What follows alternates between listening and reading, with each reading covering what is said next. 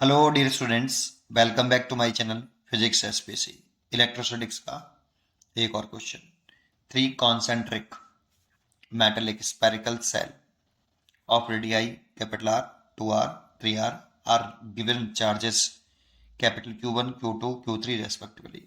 It is found that the surface charge density on the outer surfaces, इस पे ध्यान दीजिए, outer surfaces और मेटेलिक स्फीयर है concentric of the cell are equal, then the ratio of the charges is given to the cell Q1 ratio Q2 Q ratio Q3 H।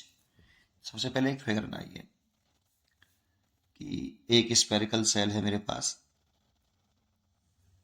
ये रहा, इसकी radius आपकी R है, इस पर चार्ज Q1 है। एक और स्पेरिकल सेल बना लीजिए, यहाँ पे कोई मटेरियल नहीं है, ठीक, ध्यान रखना, ठीक है। इसकी रेडियस R2 है और इस पे चार्ज Q2 है। एक और स्पेरिकल सेल बना लीजिए और इसकी रेडियस, इसकी R थी, इसकी 2R है बेटा, इसकी 3R है, इस पे चार्ज Q3 है, ठीक है। अब देखो, ये स्पेरिकल सेल है, मेटेलिक सेल है। जब भी कोई मेटेलिक कंडक्टर हो तो इंडक्शन से इक्वल एंड अपोजिट चार्ज आता है, ठीक है। तो क्या करना है हमें, इसके इंडक्शन से, इसके इंडक्शन से यहाँ पर जो चार्ज डेवलप होगा इस जगह पर नेगेटिव होगा। Inner surface of spherical shell 2, ये माइनस का Q1, ठीक है। अब ये माइनस का Q1 तो इस पे बाहर वाले सरफेस पे आ जाएगा, प्लस के Q2 प्लस Q1, इस पे Q2 तो पहले से था तो माइनस के Q1, फिर इस पे प्लस के Q1। तो देखो टोटल चार्ज अभी भी Q2 है, देखो इस पर जो टोटल चार्ज है अभी भी Q2 है।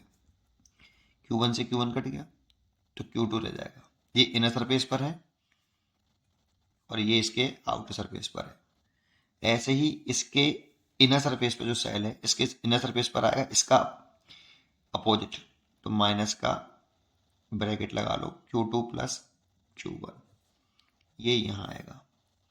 तो बाहर वाले सरफेस पे कितना आएगा, ये माइनस में इसलिए बाहर वाले पर आएगा। Q3 तो पहले से था, प्लस के Q2 प्लस Q1। देखो इस पर भी टोटल चार्ज देखोगे तो Q3 है, क्योंकि ये नेगेटिव है और ये पॉजिटिव है, तो इसे कैंसिल होकर Q3 रह जाएगा। तो इस तरह से मैंने चार्ज का डिस्ट्रीब्यूशन कर लिया। अब जरा समझो बेटा कि जो यहाँ पे सरफेस चार्ज डेंसिटी दे रखी है ना, surface charge density on the outer surface of the shell are equal, outer surface पर इक्वल है बेटा। इसलिए सरफेस चार्ज डेंसिटी होती क्या है, sigma is equal to charge per net area, charge per net area, this is the surface charge density. तो पहले cell के लिए अलग लिखें, इसके लिए फर्स्ट सेल के लिए सरफेस चार्ज डेंसिटी सिग्मा मान ली मैंने, इक्वल है सबके लिए। इस पर चार्ज कितना है, Q1 है, और एरिया देखें तो 4πr²। ये फर्स्ट स्पेरिकल सेल के लिए हो गया। सेकंड सेल के लिए गए तो आउटर सरफेस पे चार्ज ये वाला है बेटा, तो कितना चार्ज हो गया, Q2 प्लस Q1 ओवर, इसका सरफेस एरिया लिखें तो इसकी रेडियस 2r है, तो 4π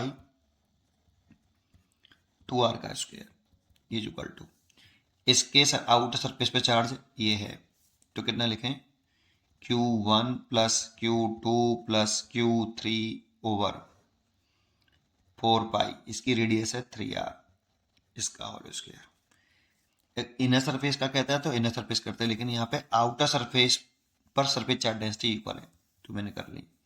अब एक एक करके रिजल्ट ले लो, इन दोनों को पहले एक साथ ले लो। Q1 upon 4πr² is equal to Q2 plus Q1 over 4π and 4r²। 4π से तो 4π कट गया और r² से r² कट गया, ये 4Q1 हो गया is equal to Q2 plus Q1। यहाँ से मैंने Q2 निकाल लिया, इसको इधर ले आए 3Q1। देखो Q2 निकाला है मैंने Q1 के टर्म में, ऐसे में Q3 निकालूंगा इन टर्म ऑफ Q1, इसीलिए मैं रिजल्ट ले रहा हूँ इन दोनों को।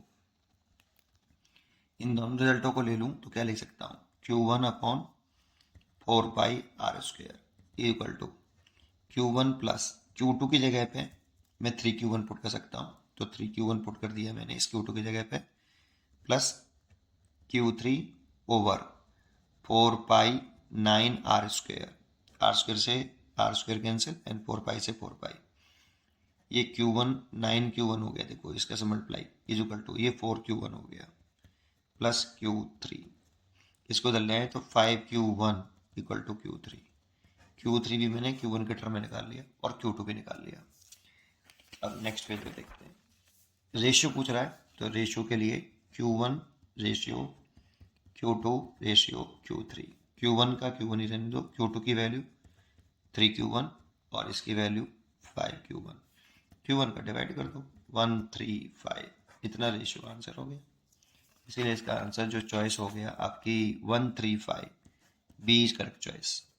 उम्मीद करता हूँ कि आपको ये क्वेश्चन जरूर समझ में आया होगा। पढ़ते रहिए और खुश रहिए। Thank you.